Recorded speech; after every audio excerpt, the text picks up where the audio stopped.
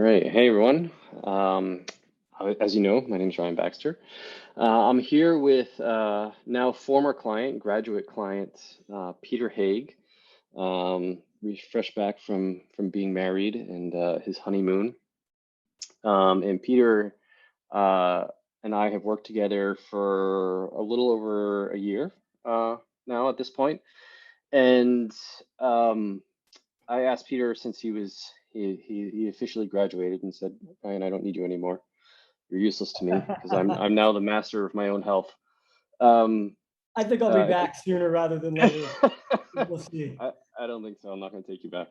Um, uh, I asked him if he'd be willing to chat with me a little bit about his journey over the past year, what he's experienced, why he initially came to me, some of the things that we worked through together, and how his health has changed as a result of health coaching, just so people can get a better idea what it's like to work with me or work with a health coach in general, whether it's me or someone else. So, Peter, why don't you go ahead and introduce yourself and let everyone know who you are? I'm Peter. I'm a writer based out of Los Angeles, originally from the East Coast. Uh, Kind of been following the whole Rob Wolf movement for, I don't know, maybe a decade now. I had some issues with Lyme disease. It kind of forced me to get my health under control. And through like the Healthy Rebellion community, that's where I started to see Ryan posting all the time. And there was a lot of material in there that really resonated with me. And so I just figured like, it's about time that I get some of these things under control, or at least start to figure out a way to, I think a word that'll come up a lot is balance, to find some balance throughout all of this. So ended up reaching out to you, Ryan, and kind of went from there. Cool. Yeah, I do tend to share a lot on social media and people do Good. tend to stalk I'm me. always opening it, going deeper. Um, So why don't you tell us a little bit about like some of the things, some of the, I guess, concerns you had from a health and fitness and wellness perspective, some of the things you've tried in the past, what worked, what didn't work, and what were you trying to do differently this time around? Yeah, so it's a loaded question. I mean, I feel like especially in this community, you get that kind of complex health history, and so like I'm no different in that regard. I think I really I'm 36. Actually, today is my birthday, and I think that for me, this really started, say, my mid 20s, around 23, 24. I kind of hit a wall.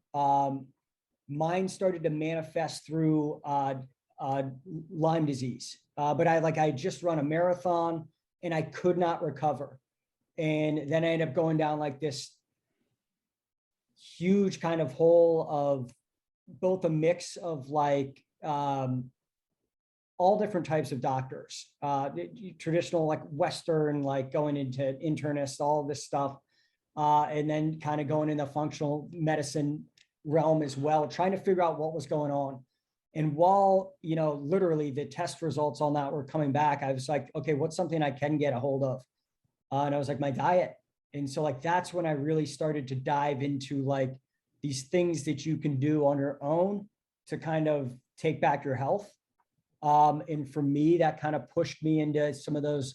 I was probably like one of the 4 listeners that Rob always talks about with us earlier podcasts.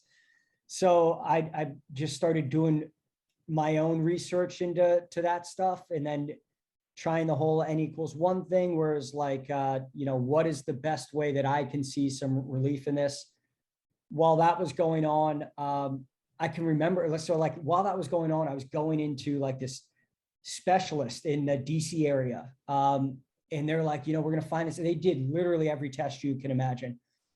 Comes back positive Lyme test, but they kept testing just because the guy was that kind of ruthless toward like, even if it's Lyme, we want to rule out everything else. So, but while I was doing that, I was switching over to a paleo diet.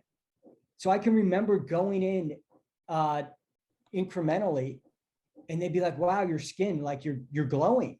Like it's because of us. And in my head, I'm like, no, it's like, you have no idea, like the diet and health and lifestyle changes that I've been making. And they're like, you look healed and younger. And it's at 25 and I already look like I'm 15 naturally anyways. But I'm going in and they're just like telling me how everything looks in numbers coming back and stuff like that. So like, okay, this is like the real deal, because I know that that's the biggest change I've made, is like this ancestral health kind of approach to things. And so cut to like, that was great relief, but then you're still kind of dialing stuff in. And that was a 10-year journey of, that stuff ebbs and flows. And especially with like Lyme disease, it especially if you want to talk about like the whole chronic Lyme and all that stuff, like it can flare up and it can go away. And like, I'm human as well. Like I'm not so extreme that I'm like doing carnivore 24/7. But I have bouts where it's like, wow, I haven't felt good, or I've had runs of depression and like, I got to dial things in. And it's like, but then some weekends it's, going out and eating pasta and having wine and that type of stuff. So it's always been like this balance of like how to get this stuff going. And so like, I think I built up a pretty good understanding of this world, but I'm so not like the science and numbers guy. I don't trust myself like in that kind of realm. So there's always been uncertainty with that, which is why I think it drew me to you specifically, Ryan. But it was that mixed with like, I really found that over the 10 years, while it's been amazing to find like the paleo community, so to speak, it's been a lot of yo-yoing. And that's in it. It's because like there's so many complex questions. And I think we're all in this quest to figure out like, wow, what's that quick fix or that one thing that's going to solve all of my problems? And I think you realize that over the years, there is no such thing. It's all of these things all at once. And like, there is no like, all of a sudden one day you wake up and you're healed and you're enlightened and you're happy all the time. It's like, no, it's like going for, again, this word that'll probably keep coming up, for balance. And so I think that the reason specifically I reached out to you, Ryan, is like I had done and seen amazing results with like a keto gains.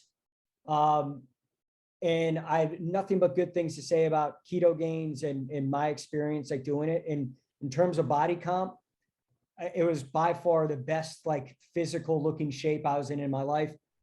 But I don't do well with like the electrolyte imbalance. And so for a couple of years of tinkering in and out of ketosis, and I'll put myself through anything. Like I will be just ruthless on like how I feel. I'll wake up depressed and not feeling right, but it's like, yeah, but I look great. And so I was doing that. And then, thankfully, Rob and Luis started talking about electrolytes and I started dialing that in, but I got up to like 15 grams of sodium and it still wasn't doing it for me. And it just didn't feel like, I felt kind of gross, like just with that. But then I realized that for me, it was potassium. It's actually the ratio of potassium and sodium that made a big difference for me. So I was able to dial that in, and I didn't feel like some people pop into ketosis. They feel amazing. They love it. I just feel kind of anxious and jittery. And like, I have an identical twin brother, which helps kind of like unravel some of this stuff. I can remember he was talking to me that, because I told him, I was like, these are my macros. I'm seeing amazing results from keto gains. This is what our body's designed. I truly believe this even still this is how we respond. And I was like, yeah, but there's this minor side effect. Like you might feel horrible and be super anxious and can't look people in the eyes. And he went on like, he was doing something where he's in the military and he had met someone and it was like an important meeting. He comes back and he said, what happened? Like, I couldn't even look the guy in the eyes. Like, I'm so anxious and like all of this stuff. Again, through like tinkering, you realize that that's the electrolytes and that type of stuff. But it was, what really started to resonate with that is like, it can't feel like it has to be this extreme to see these results. Like I'm not someone who's at like 9% body fat asking to get to like 4. I'm probably in the like sub 20. saying like, hey, how would I feel if I got around like 12 and kind of leaned out some of these problem areas? So I was like, it feels like it's super drastic. What the cost is to get some of these results. And then I also think more importantly, like when I had the amazing results with keto gains, I was living by myself. I was in grad school. I could kind of go for this like antisocial type like approach behavior. And that was great. And then, since then, my now wife moved in with me, and turns out that she does not follow a keto gains diet. And she's one of the lucky ones where it's like, and I hear like Rob will talk about like Nikki about this, like she can eat whatever she wants, and she's always had like the balanced approach to life. I can't do that. Like if you get certain foods in front of me and it's gone. Game over. My wife is very good about like, I'll just do a little bit of that. She has like chocolate every night, and she's looks great, feels great. It's all going well for her. So she moved in, and probably it wasn't overnight, but probably over 2 to 3 years, like you're chipping away at some of the results you've seen with keto gains. I don't even want to keep it just with keto, with the strictness of it. And it's like, I couldn't maintain at that, not because it's unsustainable. It was that I didn't want to be putting in that much of a focus and an effort. Like there was some flexibility that I had where it's just like, in my lifestyle, occasionally I'm going to be eating these foods. I'm going to be drinking alcohol and things like that. So that's the long kind of detailed explanation of like this type of, up and down relationship with food and diet and things like that. So I came to you, Ryan, specifically with like, how do I find balance? How do I find like this approach to both, hitting the gym, and how do I approach food in a way that allows me to not feel terrible if like I eat this way on the weekend. And on top of that, and this will be the last thing that was interesting in my journey, is like, I started to realize that, and I don't know if I'm still kind of unraveling some of this, but like right before I was seeing you, Ryan, like I was getting really bad fatigue in the gym. And it's like, I think a lot of that is like my tolerance to stress. It probably from all of the stuff that I went through with Lyme disease. I mean, taking all of the antibiotics and stuff like that, I'm sure I did a bunch of damage. But it's like, I guess a better way of putting it is my body's resilience to stress has gone way down. It's just very sensitive to everything. And so I'd be going into the gym and wanting to be doing these workouts that, CrossFit stuff that I'd done in the past, and just getting destroyed. And I started to really realize that my mental health was taking a hit, because it was so far down on my list of priorities. Above it was body comp, gym performance, keeping calories down and things like that. And I think it really started to take its toll. So that's a long-winded answer of Ryan. I came to you for balance. I came to you to get that stuff under control. So I had a game plan for how to live the rest of my life.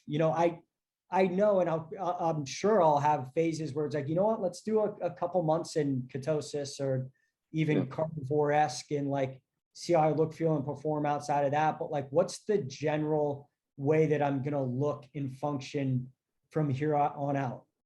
So that's the long-winded answer.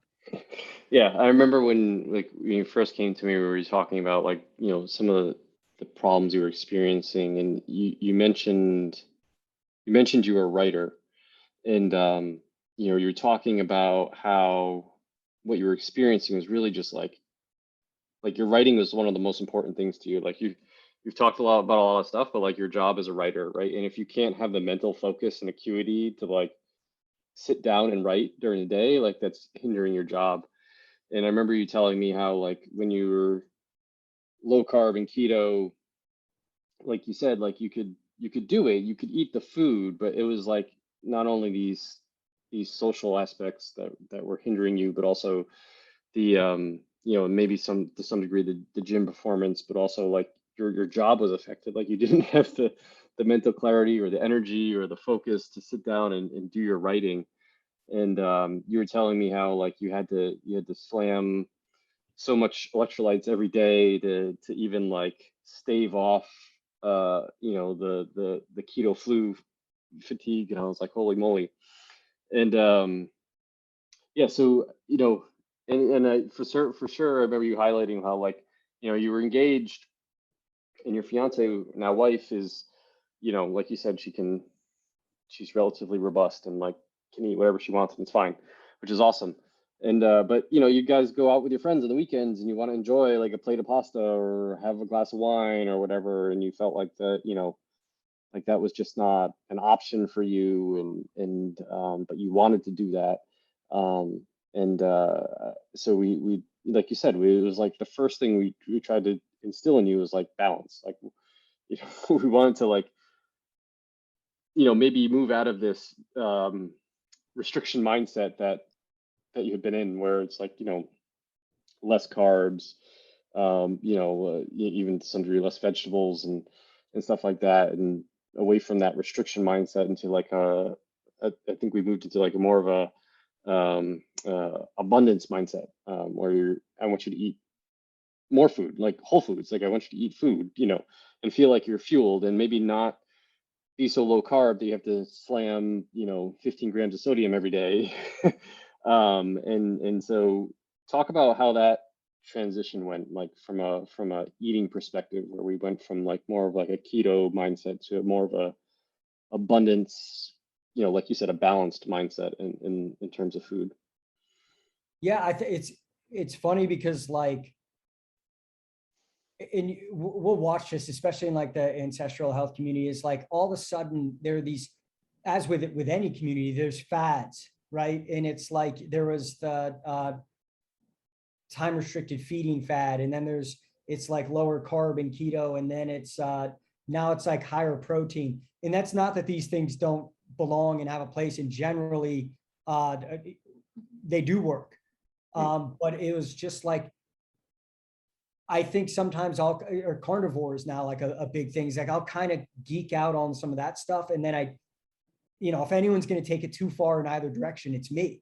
mm, And so like one of the things that kind of fell by the wayside was calories.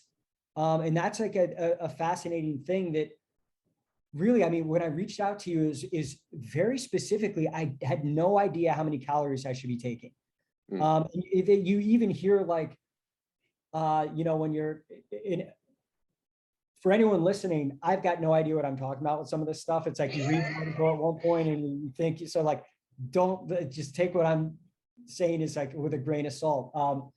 You even hear like with ketosis and stuff like that you become more efficient. And so you require less calories, things like that. And so like the next thing you know, like I'm functioning on, 1200, 1500 calories.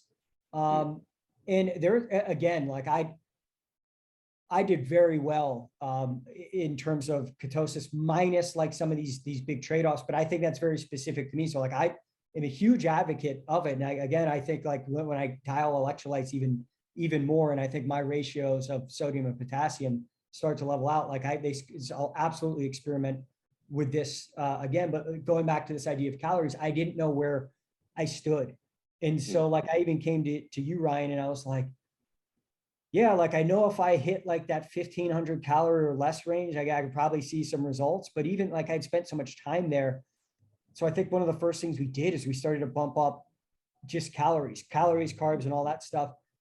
And in that regard, it didn't change too much. It's weird. It's like if you're tracking food, it really doesn't, it's not any less convenient to track, 2,500 calories than it is 1,500 with different macros. And mm, so like all that, the focus was already there because like it's something I had done in the past. And I think that we stopped pushing up my calories because I had my wedding coming up, and I said like, hey, can we start to go in the opposite direction? Because I was putting on muscle mass. yeah. And I was just like, I'd like to just I had suits and my thighs were too big because I was just like, putting on all this mass. And it was like, but I felt great. So it was not a hard thing to transition into. Yeah. Yeah. And just for reference for people, how tall are you? 6 feet. Yeah. So like a 6 foot, 36-year-old, 35-year-old male should not be eating 12, 1,500 calories, right? So like it's just that alone make anyone, feel like garbage over a period of time. Like you said, like you're a single guy, like before you got engaged, living by yourself, and you can push through that. Like people do it all the time, and if you don't have, you know, like the social obligations and like the responsibilities, like if you don't have a family, you don't have kids, or that type of stuff. Like, yeah, I did the same thing. I was super low calorie, and if it wasn't for like my wife and my daughter at the time, like I would have just kept pushing through. Like I wouldn't have made a change at all, right? Um, and so, like you said, we started initially kind of just, well, it wasn't like a formal thing. Like it wasn't like, well, first let's play around with figuring out where your maintenance is around there. I can't remember what, we've changed calories so many times at this point, so I can't remember where we started. But we've tried to figure out where maintenance was for you, and kind of it was certainly around the 2,000 calorie mark, if not more. We started at, and definitely, as we went along, we increased those calories, mostly because you're already eating high protein to start with, and your fat was already pretty good. But so most of the calories came from carbohydrates to begin with. So, and actually, most of all the caloric increases came from carbohydrates because you're already eating plenty of protein and plenty of fat. So, we need to add stuff in the form calories in the form of carbohydrates, and they were obviously whole food carbohydrates. Like we're talking potatoes and rice, and I think you included some gluten-free oatmeal as well in the mix, which is fine if you tolerate that, and that type of stuff. So fruit, those things, and but the key is, I think here, that we haven't really talked much about is like as we were playing with having you eat more food, we're also having you really try to match that um, additional energy and put it to good use with physical activity, right? Um, as a baseline, I always like to have people getting some steps in, 7 to 10,000 steps a day, right? And you were nailing that out of the gate, but we were also focusing on time in the gym, what you were doing in the gym, working in some high intensity stuff, low intensity work, obviously focusing on strength training. So talk to me more about that, because I think that's, when you say you put on a bunch of mass, like muscle mass and stuff like that, like I think that's where that came from, right? We were suddenly feeding your body and also at simultaneously providing it the stimulus from a physical activity point of view to start to grow some muscle. Yeah, totally. I mean, I think even, I've grown up playing sports, played through college, and some of my biggest lifts are with you. And I'm, it's 35, 36 now, and hitting deadlifts that I had never hit before. And so it was really interesting because like I do have a background, and like I've always struggled and bounced around gyms, because like, I don't know, for people who do CrossFit, like the community right there, like you get it, you get the competition, the community, all that stuff. And then I would go into these gyms and I would love like the camaraderie, and it's like, oh God, I miss this. And then, a couple months go by and I'm like, oh shit, I'm broken again. Mm. And even like then I'd go into the gym on my own, and I'd be doing like some stuff that I'd found offline, and it's nothing to do with like the programming. And then it's just like, this is fine. But it's like, I want that balance of like where I feel good about going into the gym. I'm adequately fueling and supplementing the workouts I'm doing. I think right before I came to you, Ryan, I was doing some Orange Theory again. Like it's tough. I'm not knocking on any of this stuff. Orange Theory is Yeah. great. Yeah. And it was just, but I wasn't eating enough carbs for the cardio, that the output that I was doing. So I'd come back from that and I would just have brutal brain fog. It just felt like all of my energy was going to, to keep my mile times on those treadmills a lot, like that type of thing. And Yeah. then to your point, like I'd wake up the next morning and it's like, well, I just got in this amazing workout yesterday. I should be feeling good. It's like, no, I've got this hangover effect. And now I sit down to write where I want to be creative and feel like I can bring energy to that. And it's like, ooh, that's a tough thing that I'm not really showing up for. So I think it was a huge benefit to be able to come to you and say, like, yeah, I love going to the gym. I want to keep doing it. But I also think there's a part of me that's sensitive to all of this, Mm. whether it's that I haven't found my perfect balance of food intake in terms of Mm. like energy, or maybe I'm just like, this is how I am now, having gone through all that stuff with Lyme disease. Who knows? But what I do know is that coming in, pushing it too hard is not a good thing for me. So it's like, Mm. how can we have balance in terms of, you know, the food I'm eating, the macros that I'm bringing into this, Mm. as well as balance in the gym where it's like I go in, I still get a little bit of that kind of competitive excitement, but I'm not feeling like it's a slog every time I get in there, Mm. which sometimes when I'm going in there and I don't feel like I'm adequately supplementing my workouts can really feel like it's, you get this dread and it's like, oh gosh, like this working out sucks. And I normally don't feel that way. Yeah. Yeah, for sure. And even to your point, um, there were a couple times where, obviously, I bring through my clients all through some type of like different assessments, right? And then just like we measure progress from a body composition point of view with the scale and measurements and pictures and all that stuff along the way, I also like to have them measure their performance in the gym as well. So we do like benchmark lifts, like a deadlift or a squat or um, push-ups and pull-ups and stuff like that, and so that they can see their physical performance grow as well. And also from a cardiovascular point of view, we do some time trials, particularly for you. We're using the Concept 2 rower, doing like 2Ks and stuff like that. And there are a couple of times where we would peak for your, you build up a couple sets, get up to like 5 or 6 sets of lifting and put in a fair amount of cardiovascular work and taper down and do some assessment stuff. And like you said, for you, there definitely appears to be a threshold because you can empty the tank, right? Like there were a couple times where I had you do, that build up and then drop down and then do some assessment work where you're doing like close to max lifts and doing a 2K time trial on the rower. And then the next week, all of a sudden we're looking at your recovery stats and you're like, man, I don't feel good. And then I go and look at Peter's HRV and stuff like that from his whoop and sleep and stuff like that. And like, oh yeah, it doesn't look good at all.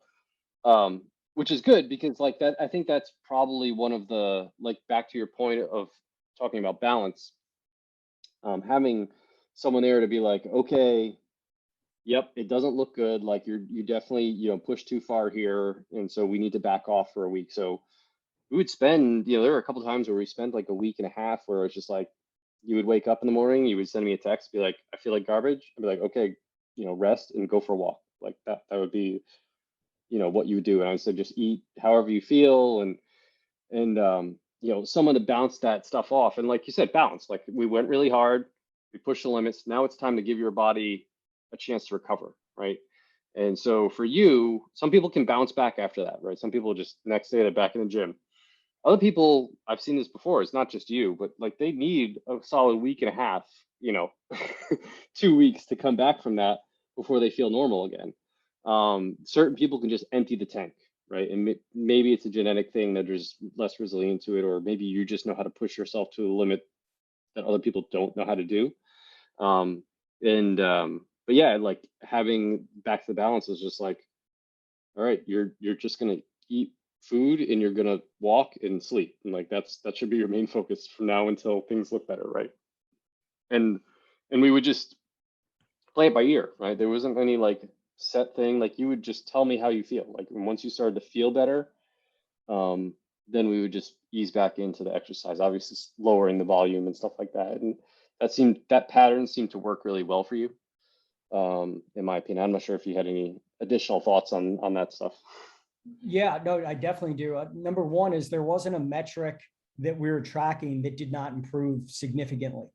Mm, Whether it's the lifts, the body comp, and like the muscle mass, all that stuff. And the first thing I came out with this is I want my mental health and well-being to be a top priority, and it was. And I think that, to your point, like something that I noticed with your coaching specifically is I was already tracking, for the most part, a lot of the metrics that we use going in. So what the point is, it wasn't inconvenient. I mean, I think I added, like, for running, so I didn't have my phone to look at heart rate and stuff like that. you gotta watch. Other than that, like I had that Whoop going. It was, and I think what's invaluable with a coach is it's not just me going in and PRing on a deadlift, which I did, and then subsequently destroying myself for the following week. It's us being able to look at the numbers and say, oh yeah, like your body's feeling this, right? And so, like, we need to recover, because I don't think it's about like going in to change my makeup. It's not saying like, oh, we need to get more resilient. It's like saying, all right, that's how you respond to this, Mm, and here's what we're going to do going into the future. And I think having your oversight gives such a peace of mind, which is that what to do with those metrics, what I don't. I can remember, like, one time it was again after the most recent time where I really nailed those deadlifts, like, which was so impressive, but then I wasn't feeling great. And then you immediately brought up the data from the last time I had tried to kind of test and hit some PRs. And you're like, yeah, this happened last time. mm, And so having that information and peace of mind, again, just helps as I'm trying to build this bigger picture moving forward, mm, which is part of this goal of like balance. And how can I function, like, moving forward through the rest of my life is like a generic baseline.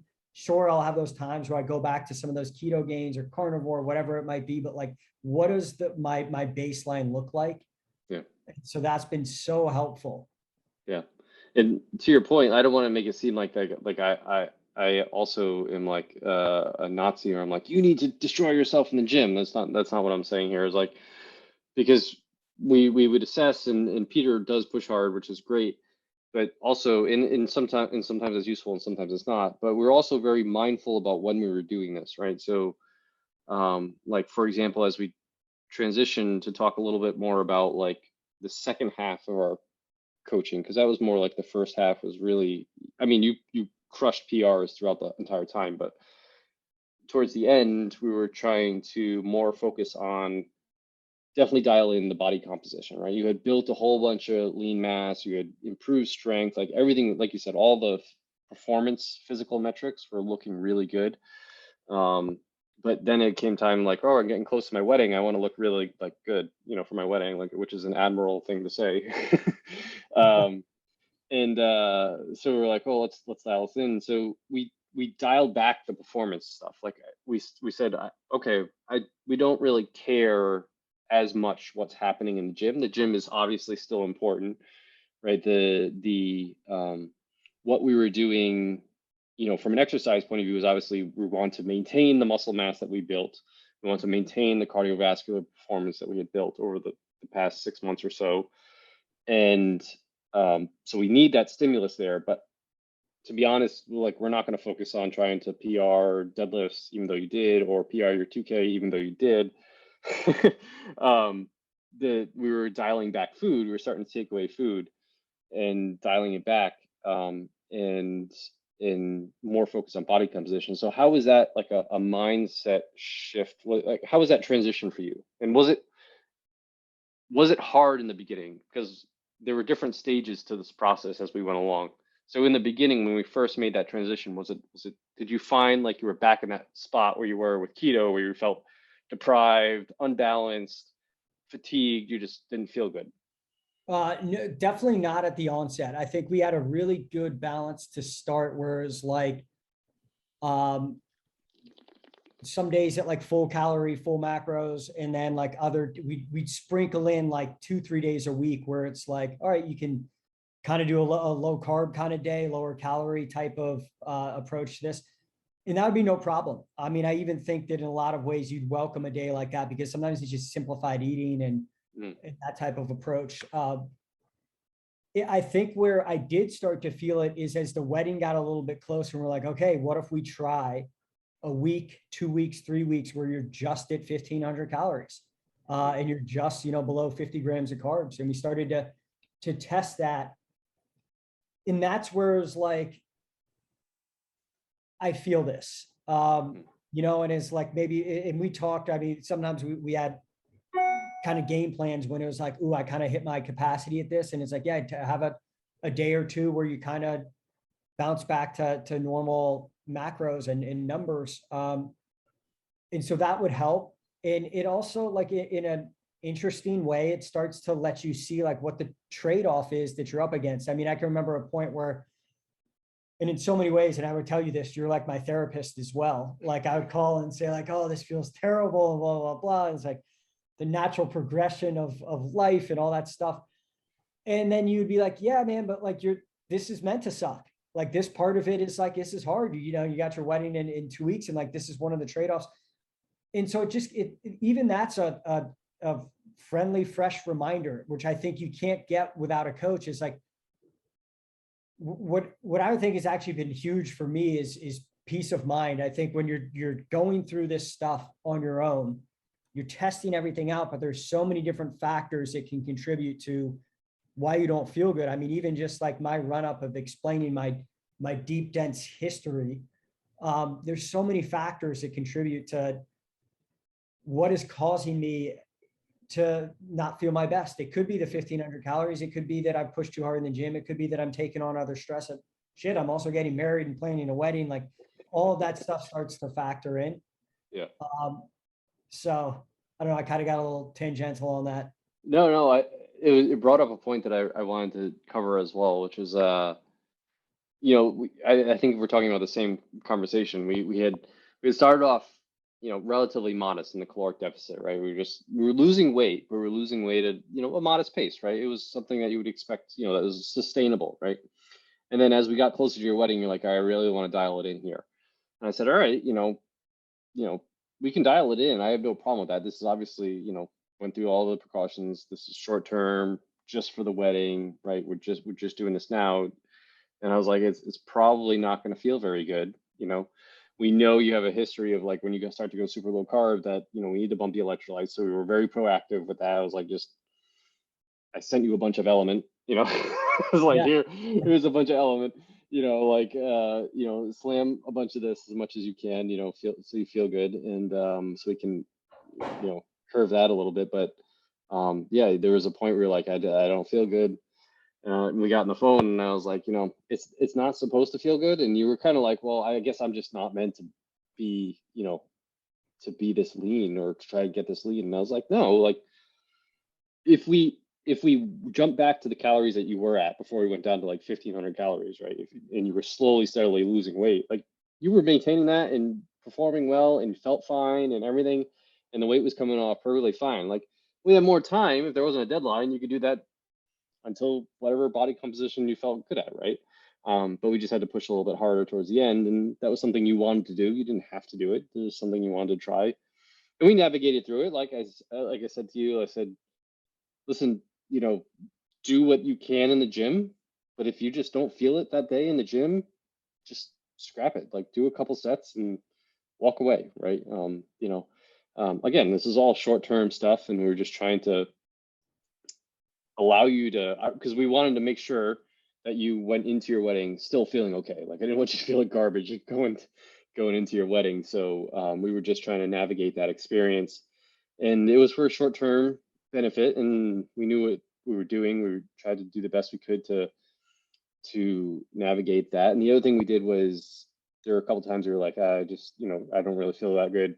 I was like, all right, like take 1 or 2 days and just eat at maintenance calories, like just bump it back up, right? And just, so you get a little bit more food in you and then drop them back down after that. And that seemed to help a little bit too, right? So there's different strategies I think that we can, like you said, in a partnership like this, when you get to that point, it helps to have someone to bounce things off of and like make small tweaks and adjustments when you get to that pointy edge of things. But from a, like, if we were to take a long-term sustainable approach, like we were nailing it before, before we were like a month out of your wedding, right? Like it was just, you were crushing the gym, you felt great, the weight was coming off, everything was going smoothly, right? And so there's that sweet spot. And I think this is where people get a little stuck, is that there's that sweet spot, but it may not be moving as fast as they want it to move. And Yeah. for us we had a deadline, so we had to do something. But you know, if you just stick in that sweet spot and just go with that for a little bit, and like you might not, it might not be the fastest approach, but it's the most sustainable approach. It's the approach that you feel good, right? So you can do this. You just have to do it like strategically, and you need to do it with some mindfulness. And it does help when when you haven't been through it before, to have someone like a coach on your side. I'm not trying to promote myself, but to have someone that can help you navigate that threshold along the way and keep you in that more balanced state more often than not. Yeah, I will promote you because I think that like I've done and tried everything. And I look at one of the things that early on in this journey, I used to be like, oh God, none of this comes easy for me. Right. It's and like, I even like, Rob Wolf and Chris Kresser have a recent, podcast they did, and they talk Mm, about that their health journeys brought them into kind of what they do now, in helping all these people and stuff like that. And I think that like I used to look at that as like a burden. Is like, oh, like why can't, everyone's got some friends who can eat whatever they want, and you talk to them about like, you drop a word like as simple as like a macro, they're like, what is that? Or like, it's like, and then my health journey has required me to, again, I'm not good with like math and science and stuff, but I've had to kind of throw myself into that world to become like mm, a pseudo nutritionist, to take control of my own health. And I think like over the years, I've started to realize like that's a blessing in a lot of ways. And that like having some of these sensitivities, which has required me to learn more both about myself and like this, that my approach to health and things like that's a blessing. But I think having someone be able to give you some oversight and clarity on that, like that was a game changer for me. It's like I already am pretty well versed in this world, but as I said earlier, like I was already tracking some of these metrics, but I didn't know the big picture of how to bring it all together in the so what. And like mm, it's funny you bring up like the wedding thing. Like I used to joke with you and say, man, if I wasn't getting married, we could have continued to see like how great this, like I think we got up to like 2,500 calories, and it was like we could have pushed up to whatever it might be, 3,000. I mean, again, I would defer yeah, to you, say, tell me where we're stopping. yeah, And so in that regard, it's like, but then I get and it was again, out of my request is like, I get my own ways where it's like vanity takes over a little bit. And I'm like, oh, I really want to lean out for my wedding. And the goal changes. yeah. So it's been really interesting, but I think even like, and I'm sure we'll get into this in this talk, like there's things that I'm, as much as like I like to think I know a little bit about some of this stuff, there's things where it's just like I'm not equipped to venture in there. One of them was like my cholesterol, Mm, right? Cholesterol is kind of like that calories for me is yeah, like you can hear people suggest 1,500 calories to 1,800 and you're fine, and then other people will say like, oh no man, like I don't calorie count, but if I had to estimate, it's like 3,500. yeah. And it's like, oh yeah, how big are you? It's like I'm 5'8", whatever. It's like, so who knows? I mean, the range was that big. Yeah. And cholesterol was another area where the range is that big. Like you get Mm, people like, was it Dr. Malcolm Kendrick talking about like ideas around cholesterol, and it being like just a totally different outlook on it. mm, And then I'm going to a standard doctor who's like, hey, your numbers came back and they're high. mm, So it's like, how do I make sense of that? I couldn't go to my doctor and say, yeah, but I eat like a mostly paleo ancestral type diet, and it's maybe higher in fat. Like, so my cholesterol is okay, right? And then I even did the precision health report, and it came back with this cardiovascular risk that was like quite like worrying. mm, Um, and I still have questions on this, but being able to go to you, Ryan, and like say like, dude, what do we do with this? Like, this Yeah. is, maybe I'm not like built to be eating this type of a diet. Just for people listening, we got peace of mind when I went and did what are the two tests I did? It basically looked at the calcium artery scan, and then Yeah, the coronary calcium scan, and then the other one, I can't remember what the other one was, what they call it. Yeah, I can't remember off the top of my head. they both basically came back zero. Yeah. But without you, Ryan, I don't know what I would have done. I mean, like, I've got three older brothers. Just to give you an example, one of them got his cholesterol back. It was high, and he jumped right into a plant-based diet. Mm, And it's funny. My mom came back with a terrible calcium artery score or whatever, and mm, she went right into a plant-based diet. She's all into like the forks over knives and all of that stuff. And mm, for her, she kind of did it out of necessity, and her cholesterol has gone way, way down. And that's been amazing for me to watch, just because she's so devoted to it and is mm. prioritizing her health. But then there's times where it's like, man, mom, like, I think you're low energy and you're not feeling great because of that. But who knows? Yeah. My brother, who kind of tested it out, he made it about 3 months, and he's like, he's always been super fit, like Army Ranger type guy. And he's like, I've never been this flabby in my life. Mm, And like, I don't feel good. And so now he's back into, animal protein type of stuff. So, but point being, with the cholesterol, with those numbers, I could turn to you, Ryan, and say, how do we make sense of this? So it ditto mm, with like all the other metrics that we're collecting. And this is yeah. coming from someone who's like, I'm pretty well versed in this stuff. Mm, Obviously, I need help to bring it all together, but that's where having a coach was like, it's invaluable. And I will for sure be back to working with you if you'll have me again, like you said. But it's for those reasons. It's for like, how do we bring this all back together? yeah.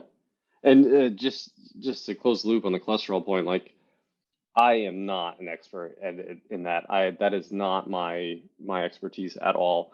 I don't think anyone is, honestly, because you could listen to or read an article one day that says one thing from even within this people who are supposedly within the same sphere of health, like in the ancestral health space. Like, one person over here saying this thing, and the next person over here, and this, they're friends saying the complete opposite. And I don't think anyone really knows what the hell's going on. And like, but one thing I think I helped you work through is just going through the due diligence to make yourself feel comfortable with the numbers that you have, right?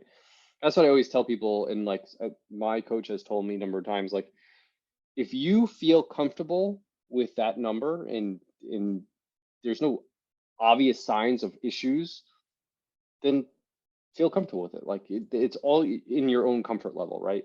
So like, you came back, you got your blood work done. It looked fantastic for the most part. The cholesterol is a little bit high. Okay, so we dug into a little bit more. We did the precision health report. It came back and said you had an elevated, risk. Now, I also had to learn a little bit about the precision health report myself, dug into it, read a little bit about it. Understanding that these are predictions, they're not definitive metrics. So like, it said this is a likelihood, right?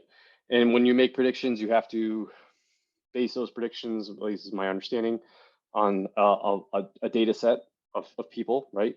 And that data set of people, we don't know what their health stats look like. Like, are they low carb, high fat keto dieters? Are they standard American people?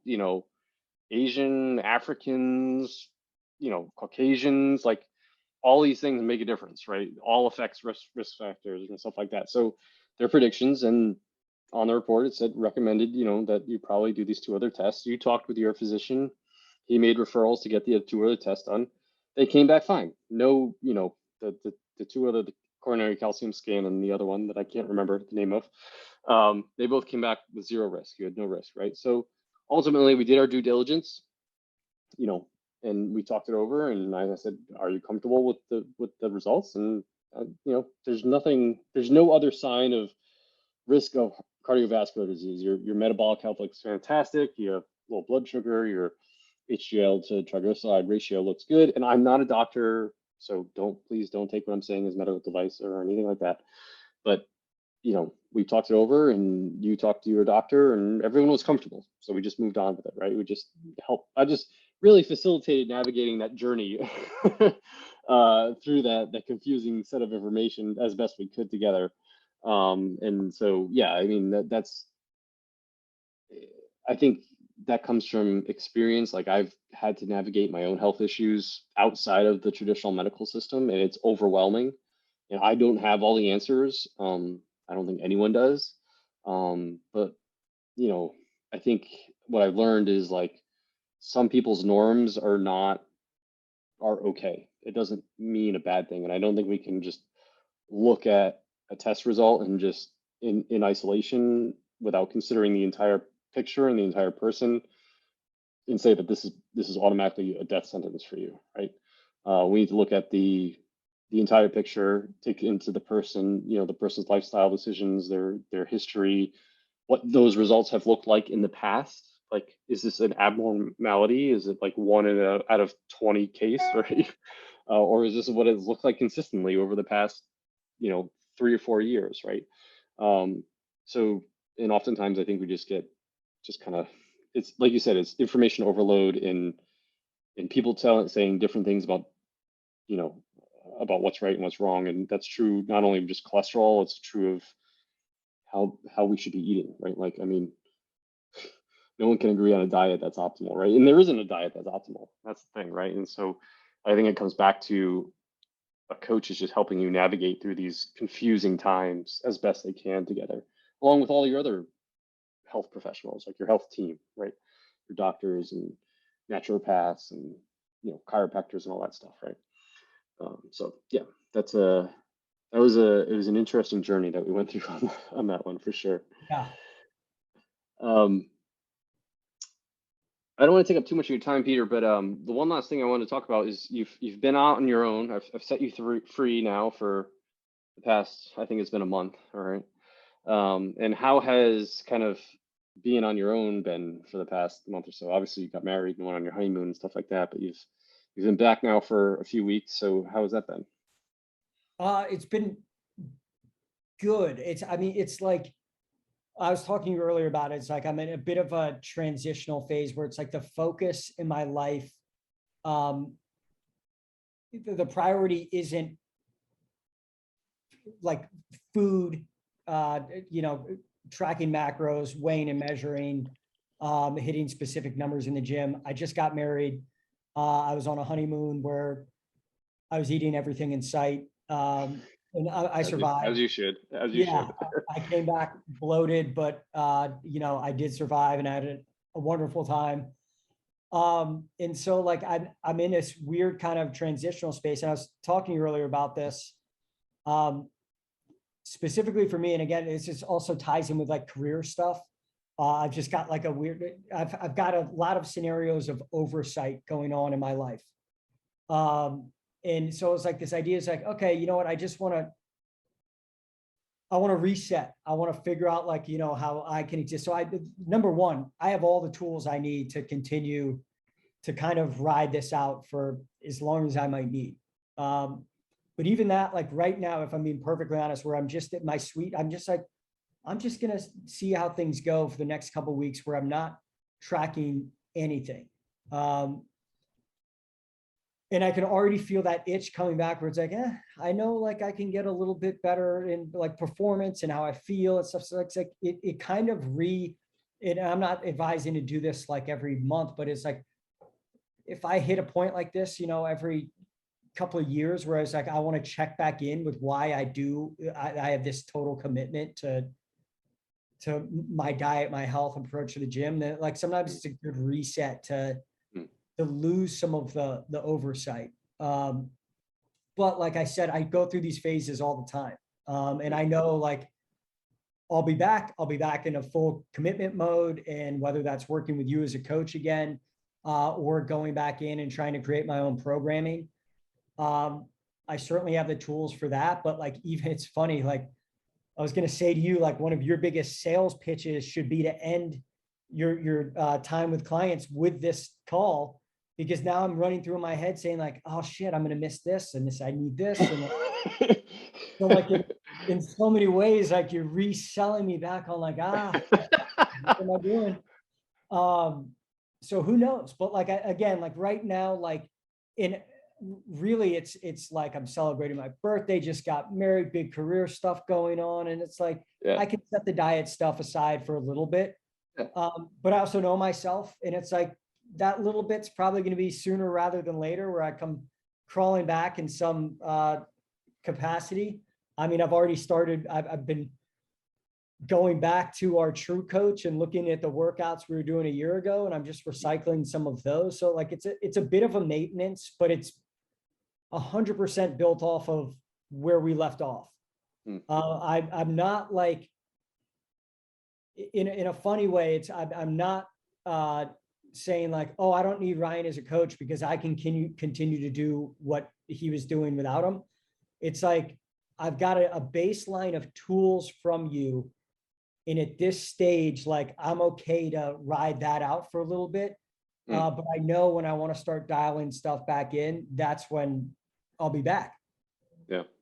Yeah. And I think from a mental perspective, everyone needs to take some time at some point in the year to just not worry about what's going on in the gym, what what macros you're eating, stuff like that. Just give yourself a mental break, and yours, obviously that should have been priority number one as you got married and went on your honeymoon. And like you said, you now have a lot of stuff going on in your career. So it's kind of well timed where you can put your energy into rightfully so, other areas that maybe you put less energy into over the past year or so. And just like, give yourself room to breathe, and it doesn't mean don't go to the gym and don't get your steps and don't sleep and don't eat like an asshole, like that's not what that means. It just means like you have to be so rigid about it, right? Like you said, you know roughly how you should eat, how you've been eating, what makes you feel good, so you're sticking with that. You're not tracking macros, you're not looking at chronometer, but you know roughly how that should look. And so you have the knowledge to do that. You know how many times you should probably be going to the gym, what days should be kind of cardiovascular work, what days should be strength work. You should be sleeping, you always crush sleep and you always crush your steps anyways, but getting time outside, which is easy when you live in California.